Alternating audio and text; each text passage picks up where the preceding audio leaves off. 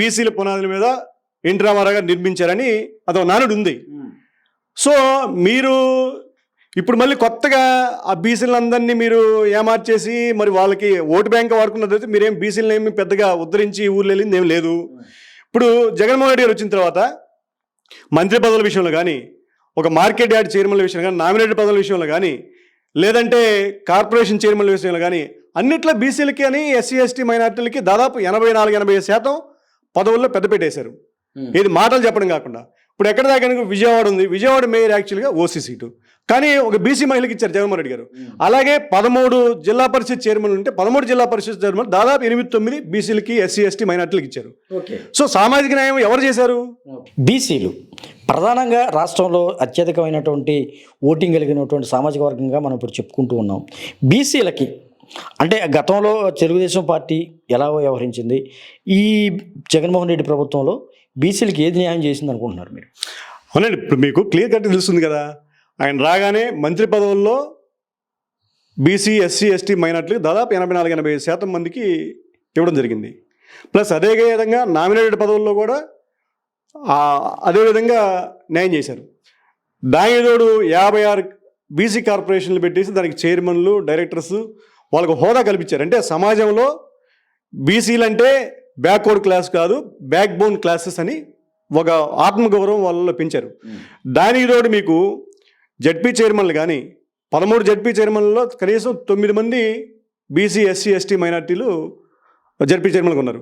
అదేవిధంగా మేయర్లు కానీ, లేకపోతే మున్సిపల్ కార్పొరేషన్ చైర్మన్స్ కానీ, ఎంపీటీసీలు కానీ, ఎంపీపీలు కానీ, జడ్పీటీసీలు కానీ అన్నిట్లో వాళ్ళకి ప్రాధాన్యత కల్పించారు. ఓకే, మీరు ప్రాధాన్యత కల్పించారని మీరు అంటున్నారు. కానీ ఇటీవల లోకేష్ ఒక మాట అయితే చెప్పాడు, త్వరలో మేము బీసీలకు న్యాయం చేయబోతున్నాం, జగన్మోహన్ రెడ్డి ప్రభుత్వం కానీ బీసీలకు చాలా అన్యాయం చేసింది, మేము న్యాయం చేయబోతున్నాము, వచ్చే ఎన్నికల్లో ఒక మంచి పథకాలను రూపొందించేందుకు జైహో బీసీ కార్యక్రమాన్ని ఇటీవల నిర్వహిస్తామని కూడా చెప్తున్న పరిస్థితుల్లో నిజంగా బీసీలకి ప్రభుత్వం టీడీపీ ప్రభుత్వం ఏం చేసింది అనుకుంటున్నారు? ఇప్పుడు మీరు బీసీలకి నిజంగా న్యాయం చేసి ఉంటే 2014-19 కూడా కనీసం ఈ 5 ఏళ్ళు తీసుకోండి, వెనకటి సంగతి తీసేయండి, న్యాయం చేసి ఉంటే మీరు 23 సీట్లకు పరిమితం అవ్వరు. అంత తమ్మింగ్ మెజార్టీ 150 సీట్లు జగన్మోహన్ రెడ్డి గారికి ఇచ్చారు అంటే బీసీలు కూడా మిమ్మల్ని నమ్మలేదు. దాన్ని జగన్మోహన్ రెడ్డి గారు కూడా దాన్ని ఎక్కడా మర్చిపోకుండా వాళ్ళకి సమప్రాధాన్యత ఇచ్చారని రిజల్ట్స్ చెప్తున్నాయి మీకు. మీరు గోబల్స్ ప్రచారం చేయటం, లేకపోతే మీరు ఓటు బ్యాంక్ రాజకీయం చేయటం ఇది కాదు, అసలు క్లియర్ రిజల్ట్స్ మాట్లాడుతున్నాయి అక్కడ. మీరేమి కొత్తగా ఎవరిని ఏమార్చాల్సిన అవసరంలా. ఈరోజు మీరేదో కులాలకు ఒక రకంగా సభలు పెట్టేసి, కులాలకు ఒక రకంగా మీటింగ్లు పెట్టేసి ఏదో చేద్దాం అనుకుంటే జనాలేమి పిచ్చోళ్ళు కాదు. ఇప్పుడు ఆల్రెడీ అంతా బహిరంగ రిజల్ట్సే చెప్తున్నాయి. కాబట్టి మీ వాదనకి ఎక్కడ బలం చేకూరే పరిస్థితి లేదు అసలు. 2024కు సంబంధించి బీసీలు మరి ఏ పార్టీని సపోర్ట్ చేసే అవకాశం ఉంది, ఎవరిని ఏ నాయకుడిని మద్దతుగా ఉండే అవకాశం ఉంది అనుకుంటున్నారు? ఏమంటే మీకు క్లియర్గా బీసీలు అనేవాళ్ళు జగన్మోహన్ రెడ్డి గారికి మద్దతు ఉంటారు. దాంట్లో మళ్ళీ ఇంక వేరే డౌట్ ఏముంది? ఇప్పుడు ఆయన టికెట్స్ ఇవ్వడంలో కూడా. కానీ ఇక్కడ మనం ఒక విషయం మాత్రం గుర్తుంచుకోవాలి, తెలుగుదేశం పార్టీ ఫస్ట్ నుంచి కూడా బీసీలు అండగా ఉంది, బీసీలు అండతోనే అధికారంలోకి వచ్చింది ఈ 3-4 సార్లు కూడా అని కూడా ఒక ప్రచారం అయితే ఉంది. ఇది కాదంటారు, దీన్ని తోసిపుస్తారా? కరెక్టే. అంటే మీరు బీసీలను ఓటు బ్యాంకుగా అనాదిగా వాడుకుంటూ వచ్చారు. వాళ్ళు కూడా అంటే సరే వచ్చిందంటే సరే సరిపెట్టుకుంటూ వచ్చారు, మీరు అడ్జస్ట్ అవుతూ వచ్చారు.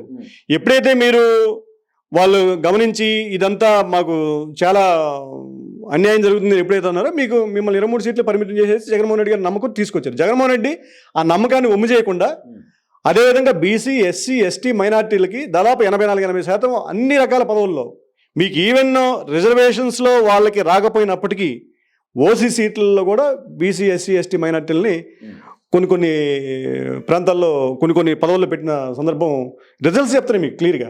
ఇదేం మేమేదో చెప్పడం కాదు, క్లియర్ రిజల్ట్స్ ఇప్పుడు లైవ్లో ఉన్నాయి. కాబట్టి ఇవన్నీ మీరంతా జైహో బీసీ అన్నా, లేకపోతే ఇంకోటి రకరకాల ఫీలింగ్స్ మీరు రెచ్చగొట్టాలి, లేకపోతే భావోద్వేగాలు భావవ్యవస్థలు రెచ్చగొట్టాలంటే అది కుదిరే పని కదా. అయిపోయింది. మీ మాటలు నమ్మి మిమ్మల్ని 2-3 టర్మ్స్ అధికారంలో తీసుకురావడం, మోసపోవడం అన్నీ జరిగిపోయినాయి. కాబట్టి ఈరోజు కొత్తగా మీరు ఎంత చెప్పినా కానీ అది నమ్మే పరిస్థితి లేదు. మీరు ఒకవేళ మా మీటింగ్లు సక్సెస్ అయినాయి, మా మీటింగ్లు అదేనాయి అంటే మీ పాదయాత్రే యువగలం పాదయాత్రే పెయిడ్ పాదయాత్ర. సో మీరు ఏదన్నా పెయిడ్ మనుషులను తీసుకొచ్చుకొని ఏదో మాకు సభలు సక్సెస్ అయినాయి, మీటింగ్ సక్సెస్ అని చెప్పుకోవడమే కానీ, ప్లస్ మీకేంటంటే మీకు తోడు ఒక పీకే గారు ఉన్నారు, పవన్ కళ్యాణ్ గారు. ఆయనకేంటంటే సినిమా అభిమానులు లేకుంటే వాళ్ళ వీళ్ళు చూద్దాం అసలు సినిమా యాక్టర్ కాబట్టి మీకు మొన్న తెలంగాణ ఎలక్షన్స్ ఏం జరిగింది, కోదాడలో పవన్ కళ్యాణ్ గారు అభ్యర్థికి టికెట్ ఇచ్చారు. దాదాపు 50,000 పైచులకు మంది ఆయన పెట్టిన సభకు వచ్చారు. సో ఓట్లు ఎన్ని వచ్చినాయి? గట్టిగా 2,000 ఓట్లు వచ్చినాయి మహా అయితే. సో మీకు ఆయన మనుషులు తీసుకురావడానికి ఉపయోగపడుతున్నారు. అందుకే కదా మీ యువగలం ముగింపు సభలో కూడా మీ ఒత్తిడి మీకు తెలుసు. మీరు మీ మీరు మీ మీ కార్యకర్తలకి మీ మీద ఏమాత్రం నమ్మకం ఉందో, మీరు ఎప్పుడైతే మీ నాన్నగారు జైలుకి వెళ్ళినప్పుడు కార్యకర్తలను వదిలేసి ఆ రెడ్ బుక్ వదిలేసి మొత్తం వెళ్ళిపోయి ఢిల్లీలో కూర్చొని ప్రశాంత్ కిషోర్తో ఇంకోటో లాబింగ్ నడుపుకున్నారో, అప్పుడు మీ మీద నమ్మకం పోయింది. మీ కార్యకర్తలు మిమ్మల్ని నమ్మట్లేదు అర్థమైపోయే. ఇది ఆయన రానన్నా కానీ, పవన్ కళ్యాణ్ గారు రానన్నా కానీ ముందు ప్యాకేజ్ ఇచ్చారా లేకపోతే ఇంకోటి ఆశ పెట్టారా, ఇంకోటి అసలు మనకి ఆశ పెట్టి మోసం చేయడం అలవాటే, కొత్త ఏం కాదు ఇది. సో ఆయన తీసుకొచ్చుకొని మీరు ఆ సభ ఏదో సక్సెస్ అయిందని అనిపించుకున్నారు మీరు. కాబట్టి మీకు ఒరిజినాలిటీ అనేది మీకు లేదు, అది వాస్తవం. మీరు కానీ లేదంటే పవన్ కళ్యాణ్ గారు కానీ ఆయనకేమి ఓట్లు పడి లేకపోతే ఊళ్ళో లేదు, ఏం లేదు. ఇది వాస్తవం. మళ్ళీ రేపు వెళ్ళి ఆయన సినిమాలు చేసుకుంటాడు, ఎంత సింపుల్ లాజిక్. అక్కడ ఏమి కొత్త ఏం లేదు. ఓకే, ఇది ముక్కు వెంకటేశ్వర రెడ్డి గారు ఘంటాపథంగా చెప్తున్నారు. ఈసారి బీసీలు మా వైపే ఉన్నారు, బీసీలంతా బీసీలకి ఏ ప్రభుత్వాలు కూడా చేయనంత మంచి చేసింది ఓన్లీ జగన్మోహన్ రెడ్డి ప్రభుత్వం మాత్రమేనని ఆయన చెప్తున్నారు. వచ్చే ఎన్నికల్లో కూడా మా పార్టీ తరపునే బీసీలు నిలబడతారు, పార్టీకి మద్దతు ఇస్తారని కూడా చెప్తున్న పరిస్థితి ఇక్కడ మనం చూస్తున్నాం.